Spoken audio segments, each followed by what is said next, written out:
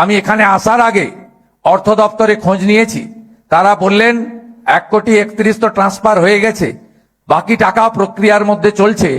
আগামীকালের মধ্যে বা 20 তারিখ সকাল 11টার মধ্যে যারা উপযুক্ত হয়েছেন 1,45,00,000 প্রত্যেকের অ্যাকাউন্টে অর্থ এসে যাবে।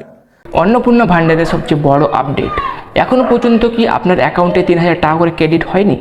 তাহলে কি আপনি চিন্তিত? তো চিন্তা করার কোনো প্রয়োজন নেই। 17ই আগস্ট থেকে 20 আগস্ট পর্যন্ত এর মধ্যেই 1,45,00,000 মহিলার অ্যাকাউন্টে টাকা পাঠানো প্রক্রিয়া চলছে, কিন্তু 31শে জুলাই পর্যন্ত 1,80,00,000-এর বেশি আবেদন জমা পড়েছে। এখন পর্যন্ত 17 লাখ আবেদন বাতিল হয়েছে। কেন বাতিল হয়েছে? আধারের সঙ্গে নাম ভুল থাকার কারণে তাদের আবেদনটি বাতিল হয়েছে, কিন্তু চিন্তা করার কোনো প্রয়োজন নেই। আগামী 20 তারিখ থেকে বাড়ি বাড়ি গিয়ে যাবেন, প্রত্যেকটা মহিলার কাছে খোঁজ নেবেন, তাদের অ্যাকাউন্টও দেখে আসবেন চেক করে টাকা ঢুকেছে কিনা। যদি কোথাও কোনো ত্রুটি বিচ্যুতি থাকে সাথে সাথে পোর্টালেও জানাবেন, এবং আপনারা আমাকেও জেলা সভাপতির মাধ্যমে বা আমাদের রাজ্যের সাধারণ সম্পাদিকা লকেট চট্টোপাধ্যায় এবং শশী অগ্নিহোত্রীর মাধ্যমেও আমাকে আপনারা জ্ঞাত করবেন।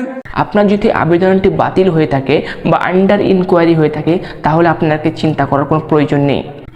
কারণ 17ই আগস্ট থেকে 20 আগস্টের মধ্যে যে অর্থ প্রদান করা হবে, যদি আপনার অ্যাকাউন্টে টাকা না এসে থাকে, তাহলে 20 আগস্টের পর আপনার বাড়ি বাড়ি সার্ভে করতে আসবে।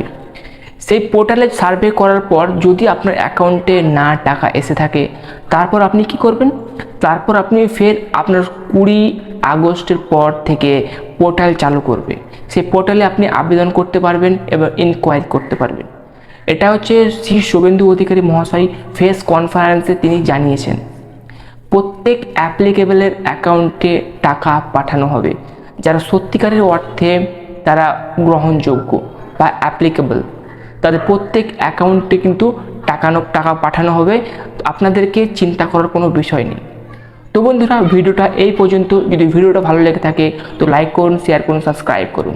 Thank you for watching. জয় হিন্দ, জয় ভারত।